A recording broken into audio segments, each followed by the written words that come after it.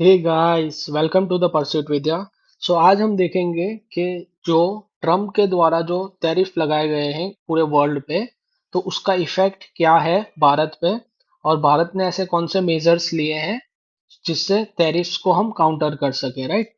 So recently अभी US presidents ने tariff लगाया और उसके बाद 90 डे का पॉज ले लिया, राइट। कि रिटेलिएटरी टैरिफ्स जो हैं उस पे 90 डेज का पॉज ले लिया for most of the Nations. But साथ ही साथ चाइनीज के जो इंपोर्ट्स हैं उस पे टैरिफ इंक्रीज करके 125% कर दिया। इसका मतलब कि जो टैरिफ से पहले चाइनीज की कोई चीज मान लो यूएस में 100 रुपए की मिल रही थी, वो अभी 225 रुपए की मिलेगी। अभी 225 पे तो कोई लेगा नहीं, राइट। सो चाइना ने क्या किया, चाइना ने भी यूएस के इंपोर्ट्स पे टैरिफ को 84% कर दिया। इसका मतलब कि यूएस की जो 100 रुपए की चीज चाइना में पहले मिल रही थी, अभी वो 184 रुपीज की मिलेगी। So now the trade war has started between the US and China. और ये 90 डे का पॉज क्यों लगा दिया, क्योंकि सेंसेक्स, निफ्टी और वर्ल्ड के सारे जो भी ऐसे सेंसेक्स थे, जो भी ऐसे स्टॉक एक्सचेंजेस थे, वो स्पाइरल डाउन होने लगे।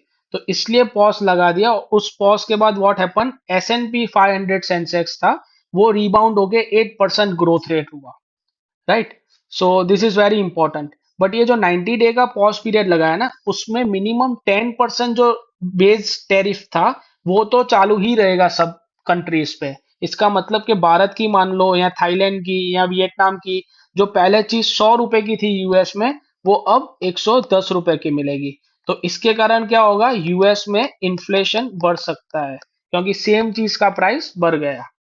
So what India has done, India की आरबीआई ने क्या किया।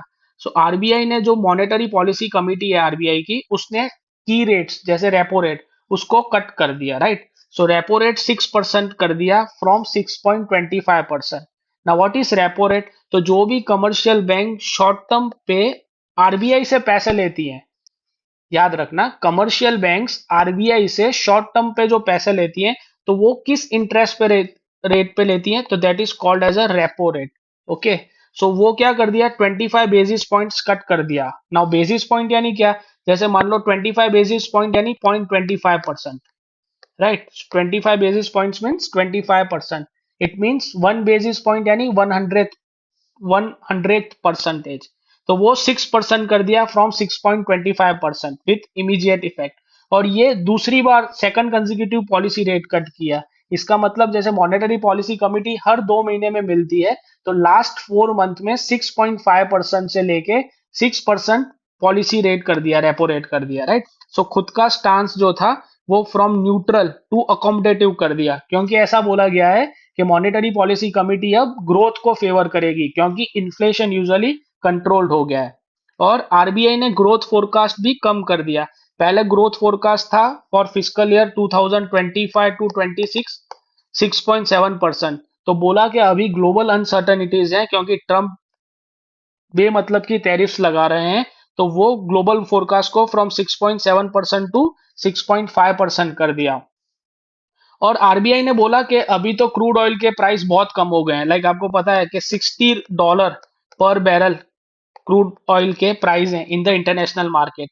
सो इतने कम क्रूड ऑयल प्राइस हैं और कमोडिटी के प्राइसेस भी कम है। तो इंपोर्टेड इन्फ्लेशन, जो बाहर इंपोर्टेड इन्फ्लेशन यानी जो हम इंपोर्ट कर रहे हैं, अगर उसके प्राइस बढ़ गए ऑटोमेटिकली, तो वो इन्फ्लेशन लाएंगे कंट्री में। तो अभी इंपोर्टेड इन्फ्लेशन तो कोई नाम की चीज ही नहीं है क्योंकि क्रूड ऑयल के प्राइस कम है और हम 80% से ज्यादा क्रूड ऑयल इंपोर्ट करते हैं जो हम यूज करते हैं। तो ऐसी कोई चीज है नहीं, तो इसलिए बोला गया कि इन्फ्लेशन अंडर कंट्रोल है, राइट। 4% अराउंड है फोरकास्टेड। तो हम अभी फोकस करेंगे ग्रोथ पे। और ग्रोथ कब बढ़ेगी, जब रेपो रेट आपका कम होगा। कैसे, फॉर एग्जाम्पल अगर रेपो रेट आपका कम होगा तो बैंक क्या करेंगी, उनको कम पैसे पे, कम इंटरेस्ट रेट पे आरबीआई से पैसे मिलेंगे। और अगर कम इंटरेस्ट पे रेट पे आरबीआई से पैसे मिले तो वो लोन्स देंगी। और हम जैसे लोग लोन्स लेंगे तो हम क्या करेंगे, कंजप्शन करेंगे, कुछ भी टीवी, फ्रिज एक्सेट्रा। तो कंजप्शन होगी तो फिर मैन्युफैक्चरिंग बूस्ट होगा, और अगर मैन्युफैक्चरिंग बूस्ट होगा तो ग्रोथ रेट होगा। तो इसका मतलब कि अगर रेपो रेट कम हुआ तो मार्केट में ग्रोथ रेट बढ़ेगा, right. So this is very important. India की स्ट्रेटेजी क्या है ताकि यूएस चाइना का जो भी ट्रेड वॉर है उसको हम नेविगेट कर सकें। तो इंडिया इंडिया बहुत फास्टली बायलेटरल ट्रेड एग्रीमेंट को परस्यू कर रही है, राइट। सो इंडिया बार बार यूएस के साथ राउंड टेबल कॉन्फ्रेंसिस कर रही है ताकि बायलेटरल ट्रेड एग्रीमेंट फटाफट से फटाफट हो सके। और ये एक फोरकास्टेड है कि by this autumn of 2025 we are aiming to secure the favourable terms and global trade tensions, right.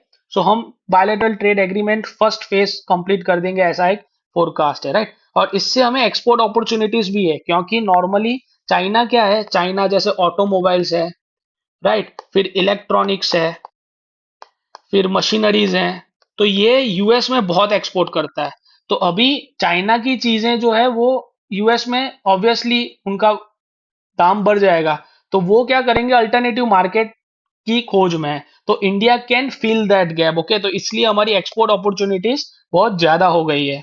फिर पीयूष गोयल ने बोला कि we have to also ensure कि हम इंपोर्ट को मॉनिटर कर सकें ताकि रीरूटिंग नहीं हो। इसका मतलब कि जैसे चाइना वाले माल इंडिया में बेच के फिर इंडिया से यूएस नहीं भेजने चाहिए, क्यों? क्योंकि अगर चाइना से डायरेक्ट शिपमेंट जाएगा तो उसके पैसे तो बढ़ जाएंगे।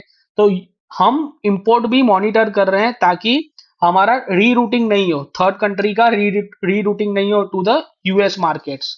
और फिर मैन्युफैक्चरिंग बूस्ट भी होगी क्योंकि अगर चाइना पे टैरिफ्स हैं और अभी ट्रम्प तो 4 साल और रहने वाले हैं, तो चाइना पे टैरिफ्स होंगे तो क्या करेंगे, सब सप्लाई चेन्स वहां से लेके दूसरी कंट्री में सेटअप करेंगे। तो वहां पे हम India provides a opportunity for setting up of the manufacturing base.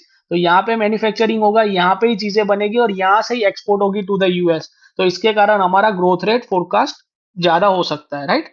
So we are managing all such things in a very rightful manner, okay. अगर हम इकोनॉमिक्स देखें यूएस और चाइना के टेरिफ्स की, सो सी लाइक अगर हम देखें तो जनवरी में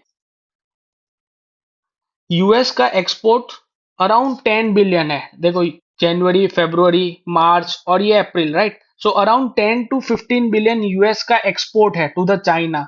और इसके काउंटर में हम देखें US import from the China, तो यूएस कितना इंपोर्ट कर रहा है, तो अराउंड 30 to 45 बिलियन इंपोर्ट कर रहा है। इसका मतलब कि हर महीने में यूएस का जो ट्रेड डेफिसिट है with China is around, you can say, $20 to 25 billion.